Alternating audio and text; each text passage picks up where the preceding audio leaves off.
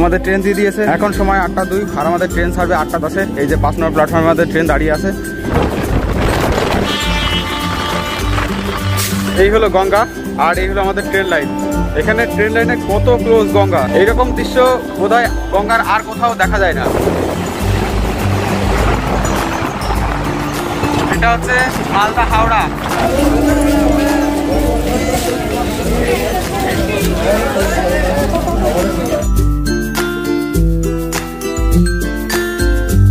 নমস্কার বন্ধুরা, আমি নয়ন, স্বাগতম জানাচ্ছি তোমাদের আরও একটি নতুন ভিডিওতে।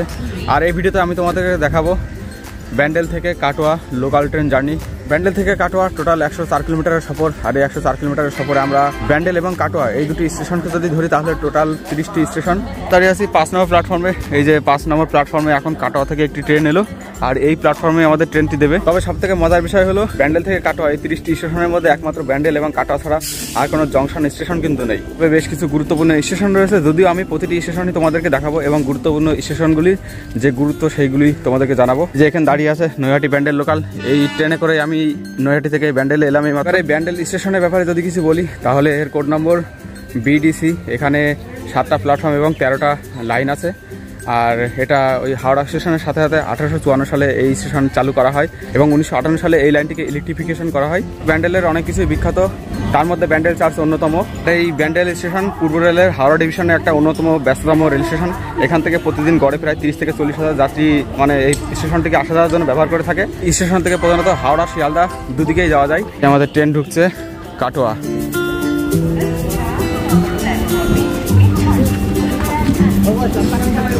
এই ট্রেনে করে কিন্তু আমাদের আজকে সফর হবে। আমাদের ট্রেন দিয়ে দিয়েছে ব্যান্ডেল কারশেডের 11,000 সিরিজের ট্রেন।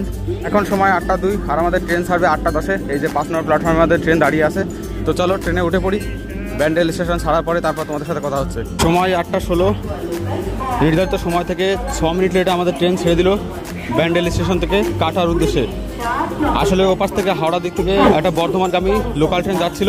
ওই ট্রেনের প্যাসেঞ্জারদের এই কাটোয়ার ট্রেনে তোলার জন্য প্রধানত এই লেটটি করলো। ছেড়ে যাচ্ছে ব্যান্ডেল।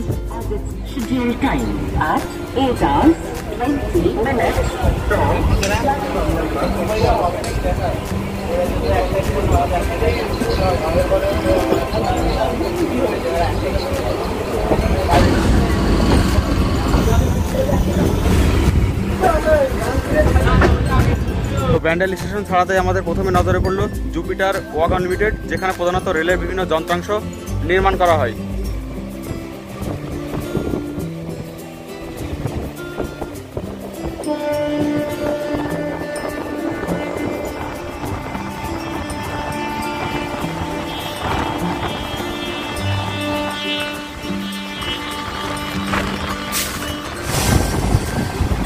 ট্রেন চলে আসলো বাঁশবেড়িয়ার 2 নম্বর প্ল্যাটফর্মে।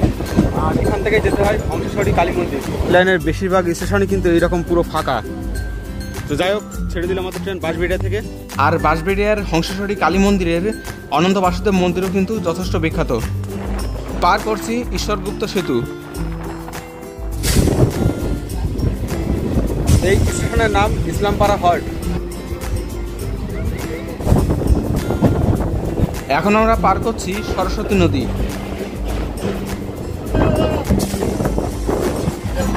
আমাদের ট্রেন প্রবেশ করলো এবার ত্রিবেণী স্টেশনে। দেখতে পাচ্ছ একেবারে পুরো ফাঁকা স্টেশন। তো যাই হোক, এই ত্রিবেণী কিন্তু একটা গুরুত্বপূর্ণ স্টেশন এই লাইনের, কারণ এখানকার সেই ত্রিবেণী ঘাট বা ত্রিবেণী মহাশ্মশান যথেষ্ট বিখ্যাত। বেহুলা লক্ষিন্দরের কাহিনীর সাথে এই ত্রিবেণী অনেকটাই যুক্ত, কারণ এই ত্রিবেণীর পাশে যে গঙ্গা ত্রিবেণীর ঘাট আছে ওইখান থেকেই বেহুলা সশরীরে তার মৃত স্বামী লক্ষিন্দরকে নিয়ে স্বর্গে গেছিল। তো ওইখান থেকে আপনারা ঘুরে আসতে পারেন চাইলে। ছেড়ে দিল ত্রিবেণী থেকে।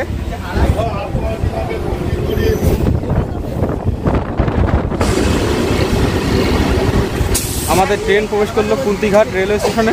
এটা হচ্ছে 1 নম্বর প্ল্যাটফর্ম আর আমাদের ট্রেন দিয়েছে 2 নম্বর প্ল্যাটফর্মে। আর আমরা এখন পার করছি কুন্তি নদী।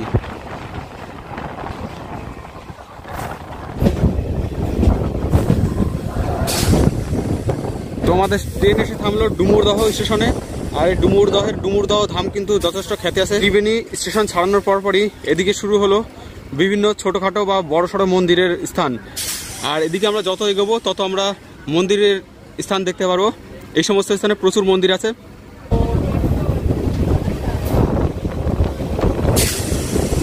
আমরা এবার পৌঁছালাম খামারগাছি স্টেশনে।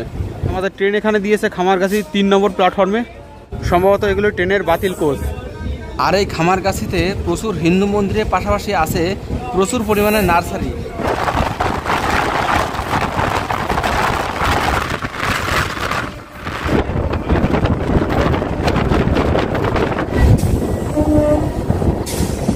আমাদের ট্রেন এবার প্রবেশ করলো জিরাট স্টেশনে। স্যার আশুতোষ মুখার্জির পৈতৃক ভিটা ছিল এই জিরাটে, এবং বাংলা অক্ষরের টাইপফেসের আবিষ্কারক পঞ্চানন কর্মকারের বাড়িও এই জিরাটেই ছিল। আমাদের ট্রেন এবার প্রবেশ করছে বলাগড়ে। এই বলাগড় কিন্তু একটু যথেষ্ট নামকরা জায়গা। এখানে বিখ্যাত বিখ্যাত কিছু জিনিস আছে। তাছাড়া বলাগড়ের ঘাটও বেশ যথেষ্ট খ্যাতি আছে। ওপারে মানে গঙ্গার ওপারে যাওয়ার জন্য বলাগড়ের ঘাট ব্যবহার করা হয়। তাছাড়া প্রাচীনকাল থেকেই বলাগড়কে নৌ পরিবহনের কেন্দ্র হিসাবে ব্যবহার করা হয়, এবং এই বলাগড়ের নৌকা শিল্পর যথেষ্ট খ্যাতি আছে।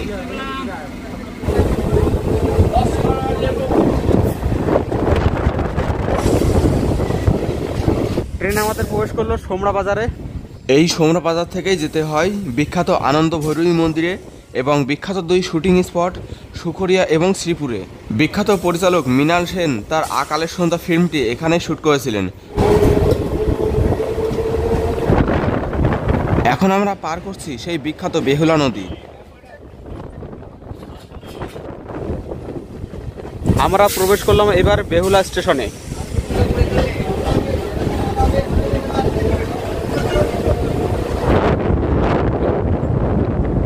আমরা এবার প্রবেশ করছি গুপ্তিপাড়া রেলওয়ে স্টেশনে। এই গুপ্তিপাড়ার যথেষ্ট খ্যাতি আছে গুপ্তিপাড়ার রথের জন্য। এছাড়া বৃন্দাবন চন্দ্রের মঠ এখানে আছে। আরও বিশেষ বিশেষ কিছু ঘোরার জায়গা আছে। বাংলার প্রথম বারোয়ারি পুজোর প্রচলন হয়েছিল এখানেই। সেটি তখন বিন্দবাসনী জগদ্ধাত্রী পুজো নামে পরিচিত ছিল। বিখ্যাত কবিয়াল ভোলা ময়রা এবং সিরাজউদ্দৌলার সেনাপতি মোহনলালের জন্মস্থানও এই গুপ্তিপাড়াতেই। বাংলার প্রথম ব্র্যান্ডেড মিষ্টি গুপ সন্দেশের উৎপত্তিও এই গুপ্তিপাড়া থেকেই। ছেড়ে দিল আমাদের ট্রেন গুপ্তিপাড়া থেকে। আর গুপ্তিপাড়া ছাড়াতে এবার আমরা হুগলি জেলাকে ত্যাগ করে ঢুকবো পূর্ব বর্ধমান জেলাতে।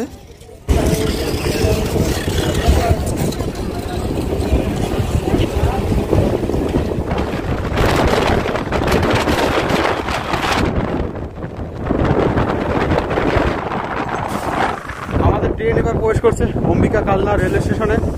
অম্বিকা কালনা রেলওয়ে স্টেশন তোমরা জানো কালনা একটি মন্দিরের শহর। এখানে ঘোরার মতো প্রচুর জায়গা আছে। আর এখানে কিন্তু প্যাসেঞ্জারের যথেষ্ট ভিড়। তাছাড়া কালনা একটি বৈষ্ণব তীর্থ বটে। এখানে নিত্যানন্দের শ্বশুরবাড়ি আছে, মহাপ্রভুর ঝলক দর্শন মন্দির, মহাপ্রভুর বিশ্রাম স্থান, আরও বিশেষ বিশেষ কিছু মহাপ্রভুর মন্দির আছে। এছাড়া 108 শিব মন্দির আছে, কালনা রাজবাড়ি আছে, সিদ্ধেশ্বরী কালী মন্দির, ভবা পাগলা মন্দির, পাতালগঙ্গা এবং আরও অনেক কিছু।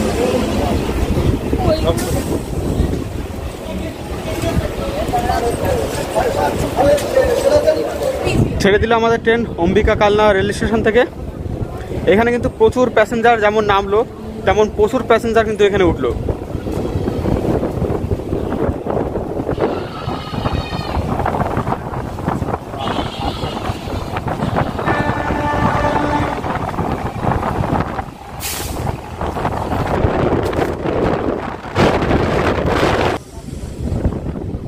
আমাদের ট্রেন এবার প্রবেশ করলো বাগনাপাড়া স্টেশনে।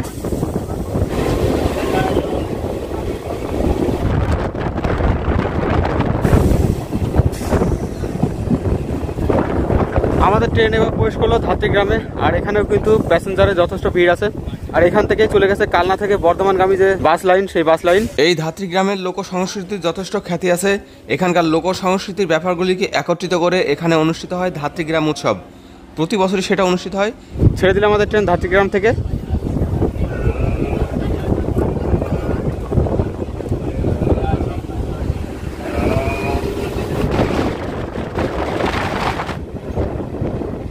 আমাদের ট্রেন এবার প্রবেশ করলো নন্দাইগ্রাম স্টেশনে।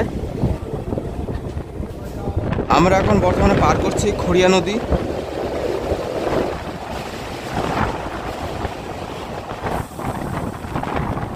আমাদের ট্রেন এবার প্রবেশ করলো সমুদ্রগড় স্টেশনে। সমুদ্রগড় স্টেশনের 1 নম্বর প্ল্যাটফর্মে আমাদের ট্রেনটি দিয়েছে। সমুদ্রগড়ের দোল পূর্ণিমা যথেষ্ট খ্যাতি আছে। প্রতি বছর ফেব্রুয়ারি মার্চ নাগাদ এখানে বহু পর্যটক আসেন এখানকার গৌর গদাধর মন্দিরে। তাছাড়া সমুদ্রগড়ের পটকা উৎসবেরও যথেষ্ট খ্যাতি আছে। দিল সমুদ্রগড় থেকে। এবার আমরা দেখতে পাবো ট্রেন থেকে গঙ্গার অসাধারণ দৃশ্য। এই হলো গঙ্গা আর এই হলো আমাদের ট্রেন লাইন। এখানে ট্রেন লাইনে কত ক্লোজ গঙ্গা সেটা একবার তোমরা দেখো। এইরকম দৃশ্য বোধহয় গঙ্গার আর কোথাও দেখা যায় না। তো এইখানে আমরা পূর্ব বর্ধমান জেলা ত্যাগ করে সামনে কালীনগরে ঢুকবো, নদিয়া জেলায়। আমাদের ট্রেন এসেছে কালীনগর। আমাদের ট্রেন এবার এসে পৌঁছালো এই লাইনে একটি গুরুত্বপূর্ণ স্টেশন নবদ্বীপ ধাম রেল স্টেশনে। একটি গুরুত্বপূর্ণ স্টেশন, কারণ এটি একটি ধর্মস্থান হওয়ার পাশাপাশি এখানে বিভিন্ন এক্সপ্রেস ট্রেনও এই স্টেশনে এসে থামে। আর দেখতেই পাচ্ছ প্যাসেঞ্জার এখানে যথেষ্ট ভিড়। কিন্তু তোমরা প্রত্যেকেই জানো নবদ্বীপ ধাম হলো একটি বৈষ্ণব তীর্থক্ষেত্র। এখানে শ্রী চৈতন্য মহাপ্রভুর জন্মস্থান এবং লীলাক্ষেত্র, তাই প্রচুর মঠ এবং মন্দির এই নবদ্বীপ ধামে আছে। এছাড়া এই নবদ্বীপের রাস পৃথিবী বিখ্যাত। রাসের সময় এখানে দূর দূরান্ত থেকে বহু পর্যটক এখানে আসেন এই নবদ্বীপের রাস দেখার জন্য। কাটোয়া ব্যান্ডেল লোকাল আমাদের ট্রেন ছেড়ে দিচ্ছে নবদ্বীপ ধাম রেল স্টেশন থেকে। আমাদের ট্রেন দিয়েছিল নবদ্বীপের 3 নম্বর প্ল্যাটফর্মে। আমাদের ট্রেন চলে আসলো এবার বিষ্ণুপ্রিয়া হল্ট স্টেশনে। আর বিষ্ণুপ্রিয়া হল্টের 2 নম্বর প্ল্যাটফর্মে আমাদের ট্রেনটি দিয়েছে। এই বিষ্ণুপ্রিয়া হল্ট স্টেশন ছাড়ানোর পরপরই আমরা নদিয়া জেলা ছেড়ে প্রবেশ করবো বর্ধমান জেলায়, মানে পূর্ব বর্ধমান জেলায়। এই নবদ্বীপে যে রাস উৎসব বিখ্যাত, সেই রাস উৎসব দেখার জন্য প্রধানত আপনাদের এই বিষ্ণুপ্রিয়া হল্ট স্টেশনে নেমেই তারপরে আপনাদের যেতে হবে।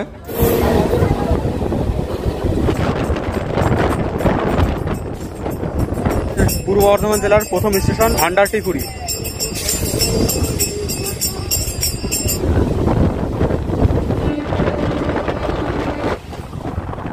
বন্ধুরা, আমাদের ট্রেন এবার প্রবেশ করতে চলেছে পূর্বস্থলী। পূর্বস্থলী তার চুপির চর পাখিরালয়ের জন্য যথেষ্ট বিখ্যাত।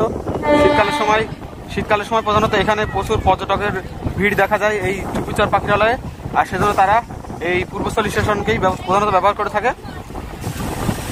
আর এখানেও কিন্তু মোটামুটি ভালোই ভিড় আছে অন্যান্য স্টেশন থেকে।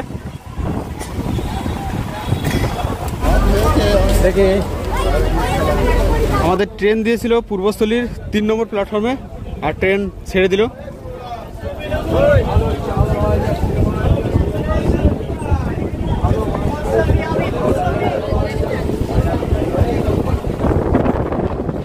আমাদের ট্রেন এবার প্রবেশ করলো মেড়তলা কলেয়া হল্টে।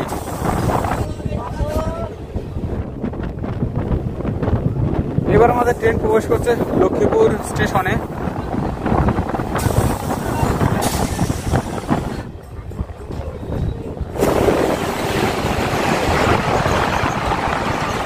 এটা হচ্ছে মালদা হাওড়া। পুরো যাত্রাপথে এই একটি মাত্র এক্সপ্রেস ট্রেন আমি দেখতে পেলাম। আমাদের ট্রেন এবার প্রবেশ করলো বেলেরহাট স্টেশনে।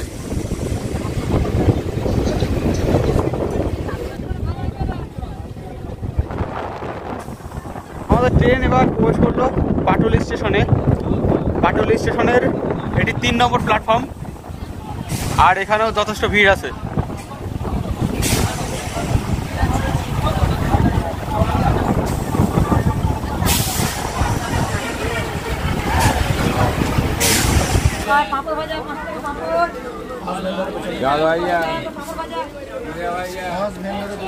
ছেড়ে দিল আমাদের ট্রেন পাটুলি থেকে।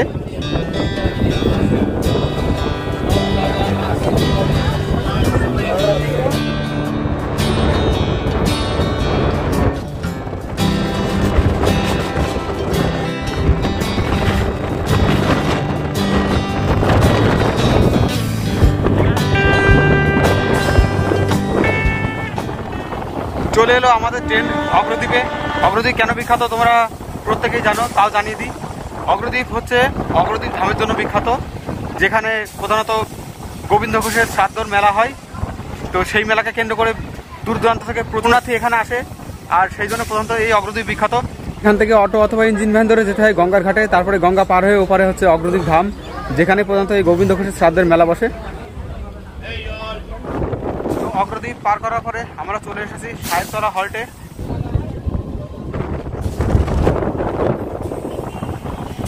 এবার আমরা এসে পৌঁছালাম কাটোয়া জংশন রেল স্টেশনের আগের স্টেশন দাইহাট।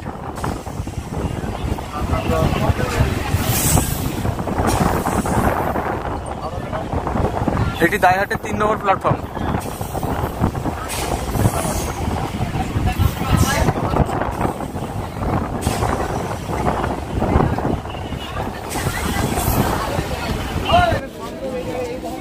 তো